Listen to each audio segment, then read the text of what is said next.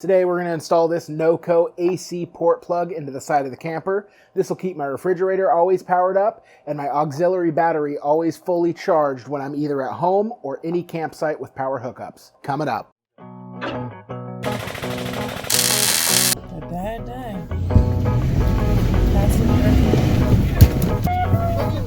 Yeah!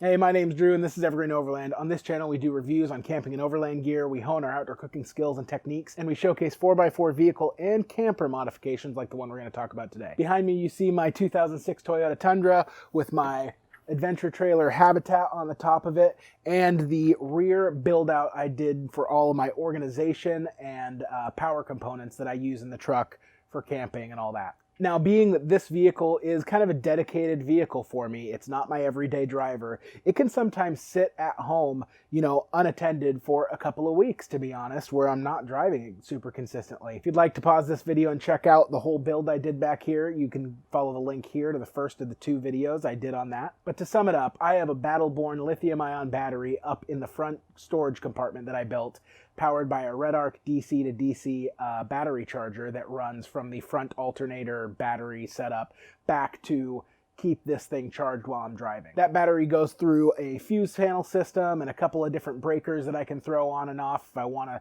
kill power to the whole system, but I really like the option to keep the whole system powered up when the truck's sitting and not having to worry about it.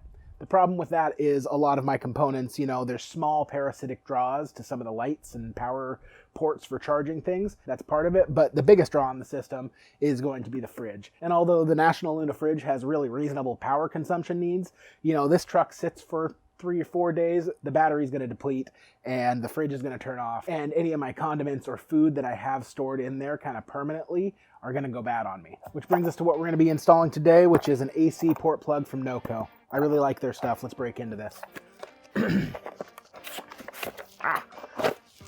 All right.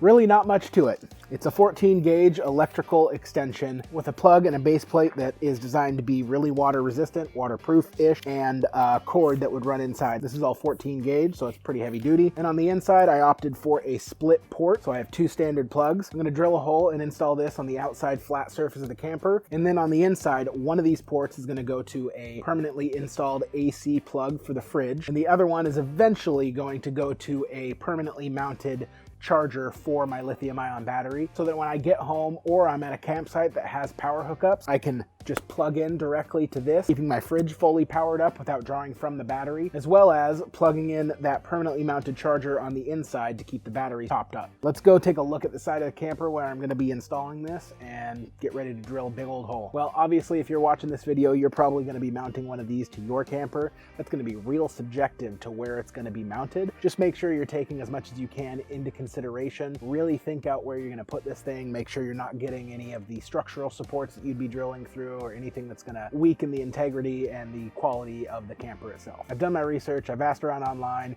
You can always call the manufacturer of your camper and ask their opinion, but I think right around here is probably going to be the best place for me to install this so that it reaches my fridge cord, which kind of just hangs right down in here already, as well as gives me the opportunity to run the other cord that way towards where the charger will eventually be installed. So from what I've gathered as far as the Habitat is concerned, on the sides there is a, inch thick or whatever it is, almost wafer board cardboard like material to help insulate. On the inside it's skirted with the carpet material if you choose to get that. The outside you have your aluminum sheeting, which has been bent and wrapped around the edge here, and it's actually riveted to the section that goes this way across the back of your cab. I think if I go 3 inches in from this and 3 inches up from the top of the seam, it's going to give me a good mounting position where both the outside and the inside components will be not only put in a place where it's not going to weaken the structural integrity of this thing, but also just be aesthetically pleasing and kind of out of the way a little bit. I'm going to wipe this down and start prepping the area and the surface for next steps.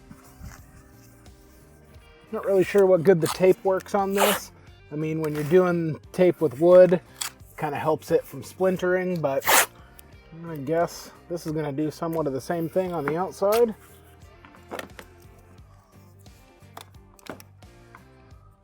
We're going to go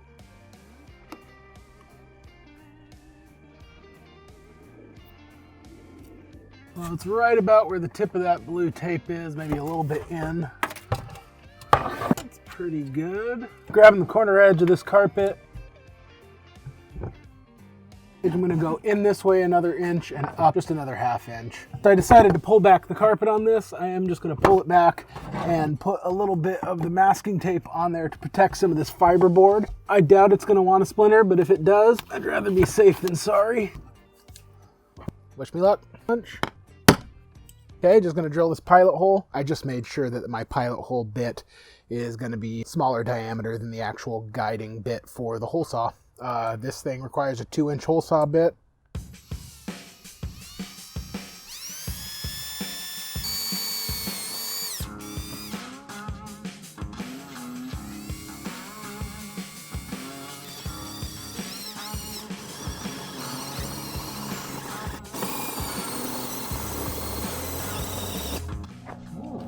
So I see 2 layers of aluminum in there.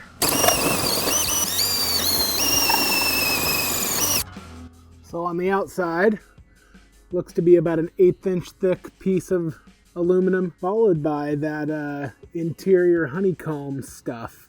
And actually that honeycomb is sandwiched with 2 pieces of aluminum, one on either side. So that's pretty cool. Came out pretty clean so far. So if I take this, shove my plugs through, I'm super happy with that so far. So this kit comes with 3 self-tapping Phillips head screws. I'm probably gonna drill some pilot holes here. So before I get this completely seated and sealed in there, I'm gonna take off this tape and let this carpeting come down over here. And I'm just gonna trace out the inside of this with a permanent marker so that I can create a nice flap on the inside of this without going all the way around it. I think I'm just gonna kind of half moon it so the bottom half of this will flap open and still cover it so it looks nice and factory.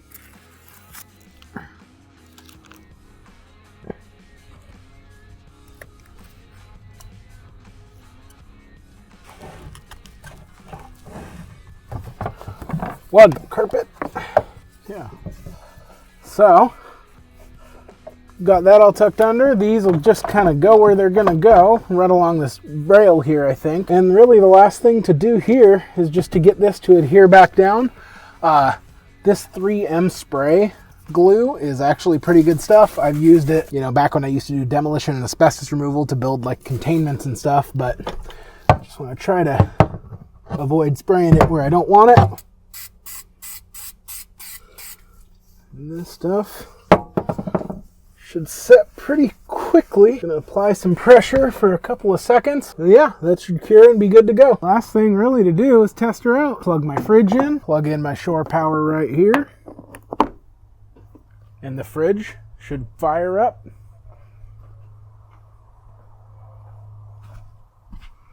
Well, there you have it. There's the finished product of the AC port plug from NOCO. Definitely excited to be able to plug this thing into shore power wherever I am if it's available. If you like this video, please consider hitting the subscribe button and mashing that like button to let me know I've done a good job. I'll throw a link in the description section below to the stuff I use in this video. If you want to throw a comment below or if you have any questions, I definitely appreciate it. I love building out the community and kind of interacting with you guys. And if you want to follow me in other places, you can follow me on Instagram at Evergreen Overland as well as evergreenoverland.com. Have a good day.